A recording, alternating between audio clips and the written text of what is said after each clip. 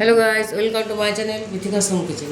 আজকে আমি তোমাদের বানিয়ে দেখাবো লখনৌ স্টাইলের দইয়ের কাবাব।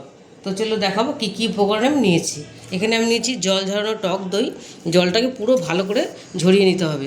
ঝরিয়ে আমি এটা 5-6 ঘন্টা ফ্রিজে রেখে দিচ্ছিলাম, তাহলে একটুখানি জলটা টেনে নেবে।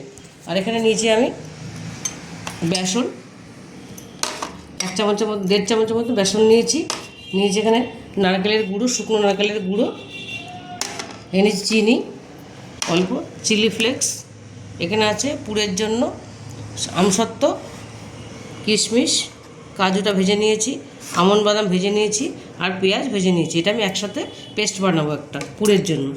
আর নিয়েছি এখানে কোট করার জন্য আমি নিয়েছি সিমাইটাকে আমি একটুখানি এরকম ভেঙে নিয়েছি।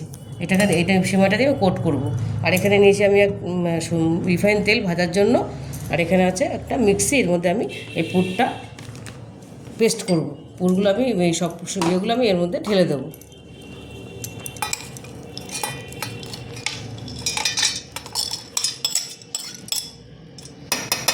এটাকে আমি জল দেবো না, এটা আমি পেস্ট করে নেব। এবার দইটাকে আমি মেখে নেব ভালো করে, বেসনটা দেবো। এবার তোমরা তোমাদের পরিমাণ অনুযায়ী দেবে, আমি আমার পরিমাণ অনুযায়ী দিয়েছি। দিয়ে দেবো চিনি, দিয়ে দেবো অল্প চিলি ফ্লেক্স, তোমরা গোলমরিচের গুঁড়ো দিতে পারো। আর দিয়ে দেবো অল্প নারকেলের গুঁড়োটা, তাহলে খেতে ভালো লাগবে। এটা আমি ভালো করে মেখে নেব। দেখো এটা আমি সুন্দর পেস্ট করে নিয়েছি, এরকম হয়েছে পেস্টটা আমার। আর আমি দইটা মেখে রেখেছিলাম, এবার এটা দিয়ে আমি কাবাব আকারে গড়বো। একটু হাতে তেল মাখিয়ে নেব, নাহলে হাতের মধ্যে লেগে যাবে। এরকম প্রথমে গোল করে নেব, গোল করে হাতের সাহায্যে এরকম করে এরকম একটু করে মাঝখানে গর্ত করে নেব। গর্ত করে এই পুরটা আমি দেব এর ভেতরেই। এরকম তোমরা বুঝে দেবে পুরটা। এরকম করে আমি এটা সুন্দর করে করে নিলাম। হয়ে গেল আমার এটা। এবার আমি এটাকে চ্যাপটা করে নেব, এরকম কাবাবের আকারে করে নিলাম। করে এবার আমি এটাকে আমি এবার এই সিমাইয়ের মধ্যে কোট করব।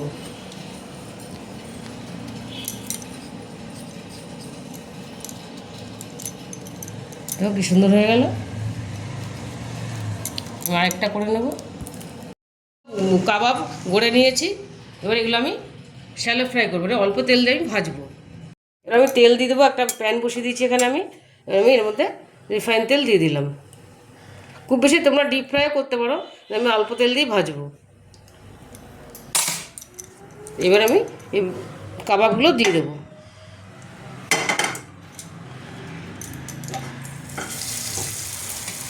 খুব সুন্দর রেসিপি, দারুণ লাগে খেতে এটা। চাটনি দিয়ে, সস দিয়ে আমি এরকম করে হালকা লাল লাল করে সুন্দর করে ভেজে নেব।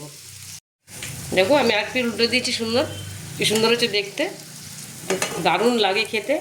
কোনো ঝামেলা নেই, দইটা খালি ছড়িয়ে রেখে দিতে হবে। আর যদি তোমরা এমনি প্লেন দই মিষ্টির দোকানে দইটা কেনো, তাহলে ওইটা একটু টাইট টাইপেরই হয়। আর আমি যেহেতু প্যাকেটের দইটা নিয়েছি, আমি অনেকক্ষণ ঝরিয়ে রেখেছি, প্লাস আমি আবার ফ্রিজে কয়েক ঘন্টা রেখে দিয়েছি, তাতে দইটা সুন্দর সেট হয়ে গেছিলো।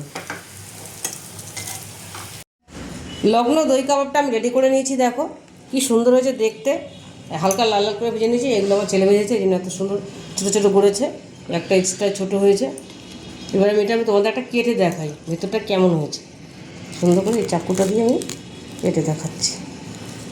দেখো পুরটা কি দারুণ লাগছে দেখতে, অপূর্ব হয়েছে। তোমরা এইভাবে একবার বানিয়ে দেখো, এই লখনৌ দইয়ের কাবাবটা খেতে দারুণ লাগে।